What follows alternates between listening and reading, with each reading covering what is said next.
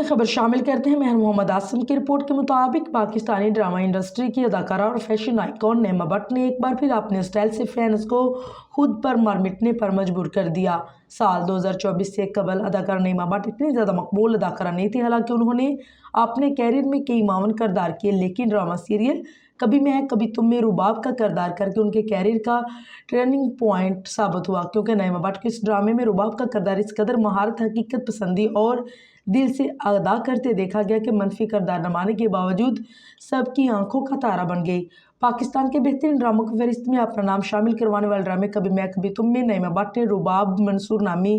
किरदार अदा किया, जो एक कामयाब कंपनी की बॉस दिखाई दी, लेकिन मोहब्बत के हाथों धोखा खा गई, जिसका बदला भी उसने अपने बॉस लेडी अंदाज में ही लिया। बस फिर क्या था कि इस ड्रामे के बाद से लोग उन्हें अब नईमा के नाम से कम और रुबाब के नाम से ज़्यादा जानने लगे। अदाकारी में लाजवाब खूबसूरती में बेमिसाल अदाकारा नईमा भट्ट की मकबूलियत की एक और वजह सोशल मीडिया है, जहां वो मुतहरिक रहते हुए हर गुजरते दिन पर अपनी दिलकश पोस्ट से सार्फिन की तवज्जो हासिल करती नजर आती हैं। एक शूट के लिए नईमा ने खसूसी तौर पर महविश कोचर्स के